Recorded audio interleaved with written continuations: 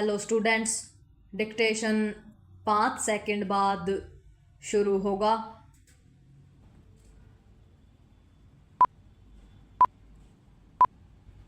Start.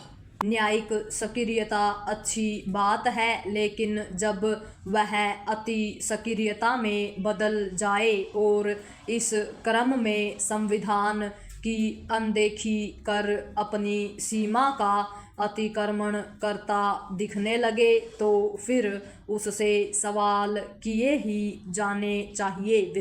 यह आवश्यक ही नहीं, अनिवार्य था कि राष्ट्रपति द्रौपदी मुर्मू सुप्रीम कोर्ट से अन्य प्रश्नों के साथ यह पूछती कि जब संविधान में विधेयकों की मंजूरी के लिए समय सीमा का प्राविधान नहीं है, तो फिर वह यह काम कैसे कर सकता है?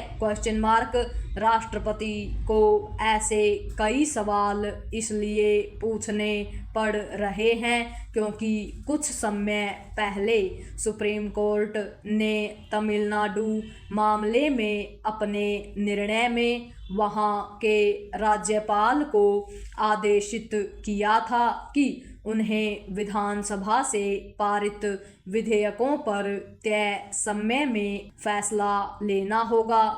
उसने यह भी कहा था कि राज्यपाल की ओर से भेजे गए विधेयकों पर राष्ट्रपति को 3 महीने के भीतर फैसला लेना होगा और यदि तय समय सीमा में फैसला नहीं लिया जाता तो राष्ट्रपति को राज्य को इसका कारण बताना होगा। वह यही नहीं रुका था, उसने ऐसे किसी विषय पर राष्ट्रपति को खुद से सलाह लेने को भी कह दिया था। ऐसा आदेश देकर सुप्रीम कोर्ट ने एक तरह से राज्यपाल और राष्ट्रपति की संवैधानिक शक्तियों में बदलाव कर दिया था। किसी के लिए समझना कठिन था कि ऐसा किस अधिकार से किया गया? इससे भी विचित्र बात यह हुई थी कि सुप्रीम कोर्ट ने राज्यपाल के पास विचारार्थ तमिलनाडु के विधेयकों को खुद मंजूरी देकर उनके कानून बनने का रास्ता साफ कर दिया था। ऐसा इसके पहले कभी नहीं हुआ। उसने एक तरह से राज्यपाल और राष्ट्रपति दोनों की शक्तियों को अपने हाथ में ले लिया था। इसी कारण इस फैसले पर सवाल उठे थे और उपराष्ट्रपति जगदीप धनखड़ ने तो सुप्रीम कोर्ट को निशाने पर लेते हुए तीखी टिप्पणी थी। सुप्रीम कोर्ट के उक्त विवादित और हैरान करने वाले फैसले पर इसलिए और भी सवाल उठे थे क्योंकि वह फैसला 2 न्यायाधीशों की पीठ ने दिया था, किसी संविधान पीठ ने नहीं।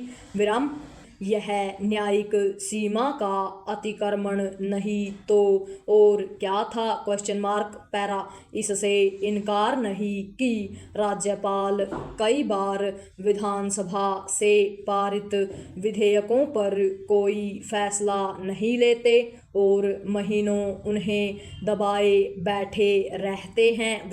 इस समस्या का समाधान निकाला ही जाना चाहिए, लेकिन इसके नाम पर सुप्रीम कोर्ट ऐसा निर्णय कैसे दे सकता है जो संविधान सम्मत न हो?